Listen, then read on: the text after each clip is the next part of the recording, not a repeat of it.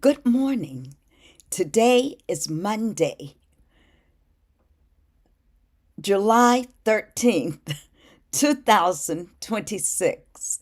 This is the Urban Hope Refuge Morning Devotions. We are continuing our reading today from the 2026 Daily Bible Reading Guide, published by the American Bible Society. For the month of July, we are reading under the theme God's Surprising Word, Proclaiming God's Justice. Today, we are reading Psalm 75 in the New King James Version. Now, Psalm 75 is a psalm of thanksgiving. It reminds God's people that although injustice and wickedness may seem to prevail, which we do see that today, but the fact is that God remains in control. He alone determines the proper time to judge, to bring down the arrogant, and to lift up those who trust Him. So the psalm opens with praise for God's wonderful deeds and His nearness to His people.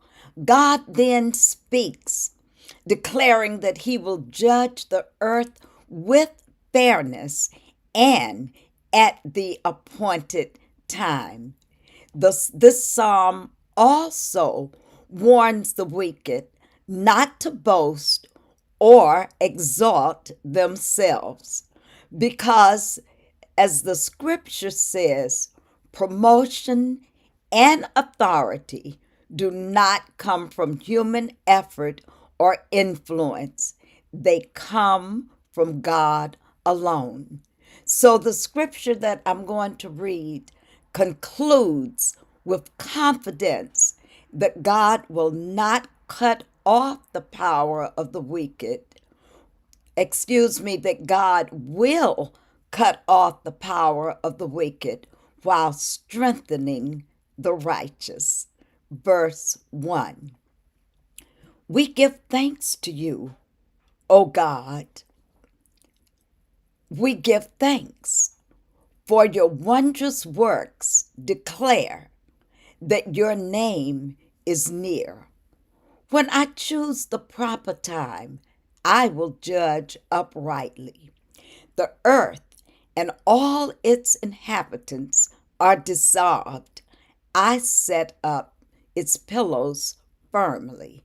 I said to the boastful, do not deal boastfully, and to the wicked, do not lift up the horn. Do not lift up your horn on high. Do not speak with a stiff neck. For exaltation comes neither from the east, nor from the west, nor from the south. But God is the judge. He puts one down, He exalts another. For in the hand of the Lord there is a cup, and the wine is red. It is fully mixed, and He pours it out. Surely its dregs shall all the wicked of the earth drain and drink down. But I will declare forever. I will sing praises to the God of Jacob. All the horns of the wicked I will also cut off, but the horns of the righteous shall be exalted. This concludes our reading for today of Psalm 75. Now, if we look at the context of this passage of Scripture, Psalm 75, of course, follows Psalm 74. But Psalm 74 talks about a communal lament, the sadness of the people over the destruction of the sanctuary and Israel's suffering. That's what Psalm 74 emphasizes. So, in response to the cries of the people, in Psalm 75, God declares his promise to intervene with justice. So together, these two Psalms, 74 moves from lament to Psalm 75 to confidence in God's righteous move. So the central theme of Psalm 75 is that God is the righteous judge who humbles the proud. He exalts the humble, and he governs the affairs of humanity according to, listen to this, his perfect timing. Now, verse 1 speaks of thanksgiving for God's presence. The scripture said, we give thanks unto thee, O God, for that thou name is near. So the psalm opens with praise and not complaint. God's people thank him because of his presence is near, and his mighty works testify of his faithfulness. They've seen it. They can see it. So God's nearness is a reason for hope. It was for Israel then, and it is for us now. God's nearness to us is reason for hope. And listen, thanksgiving should always precede deliverance. Give him thanks. Remembering God's past faithfulness also strengthens our present faith. I wish I had time to tell you the story again, as I've told it several times over the years, when my oldest son fell under the train tracks at Grand Central Station in New York City, under the train. But God delivered him. That boy is 52 years old today. But when we remember God's past faithfulness, it strengthens our faith. And I always depend on what God has done for me, increasing my faith. Verses 2 and 3. God determines the right time for judgment, not us. God speaks. He said, when I choose the appointed time, I judge uprightly. So even when the world seems unstable, God is holding it together. God is never late. His justice operates according to his timetable, not ours. He sustains the world while preparing his righteous judgment. Verses 4 and 5 speaks of a warning against pride. God warns the arrogant. He said, lift not up your horn on high.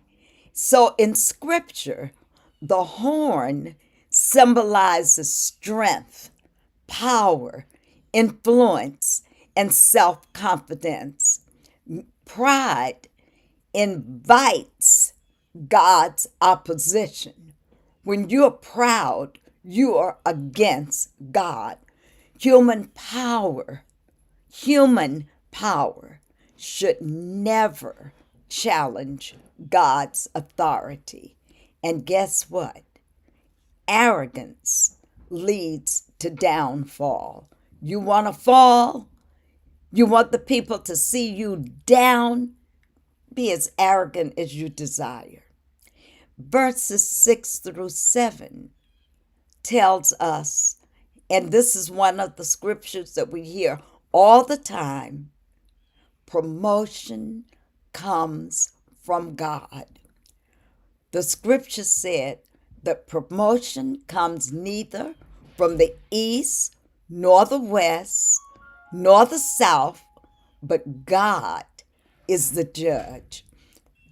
Success is not determined merely by people, by geography, where you are, by your wealth, or by your influence.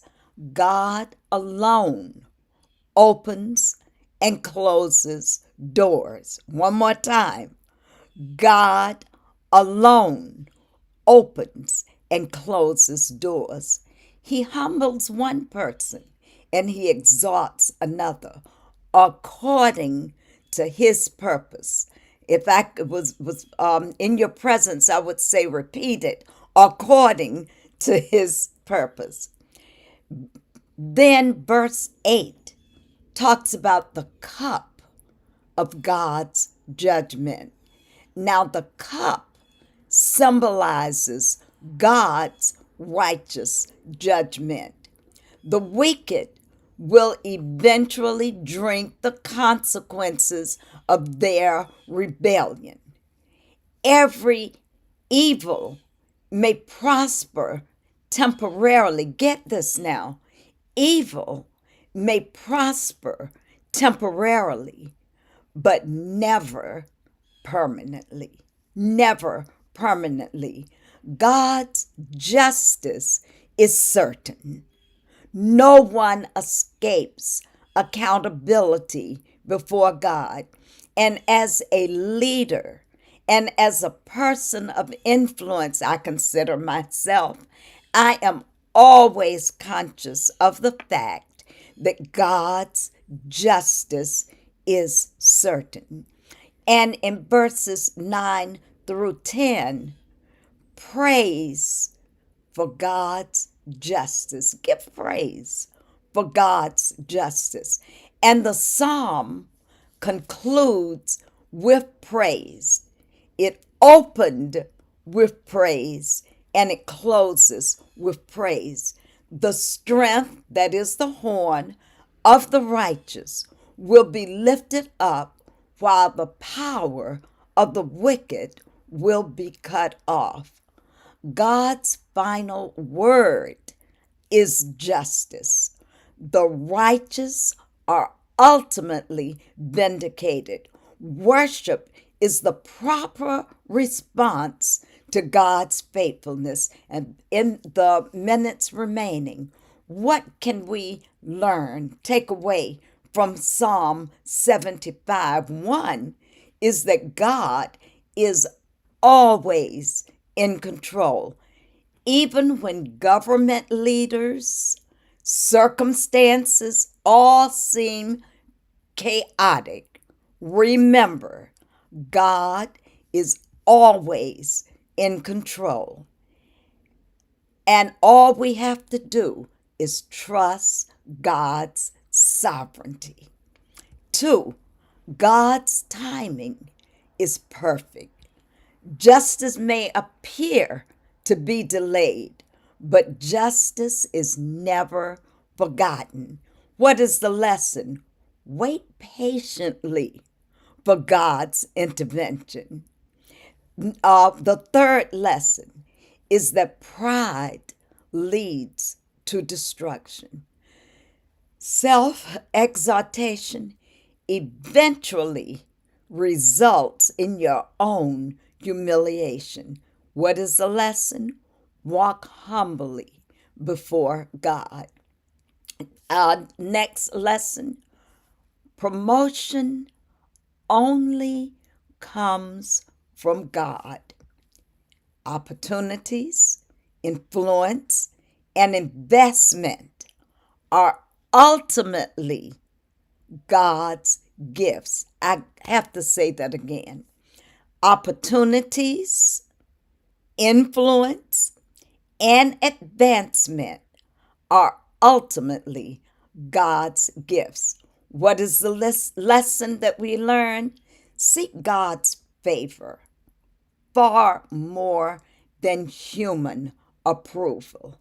One more time. Seek God's favor more than human approval.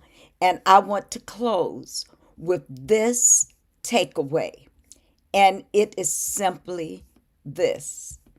Ran right past it in my notes. That we want to depend on God, that we want to trust God's timing when life seems unfair. We want to resist pride and cultivate humanity or humility. We want to give God thanks daily for his presence in our lives and for his faithfulness. And as I close, we want to depend on God, not on status, not on influence, and listen, not even on human connections for your advancement. I pray that these words bless you today. And I want to challenge you, as I always do. Pray your way through the day. Walk with the King and be a blessing.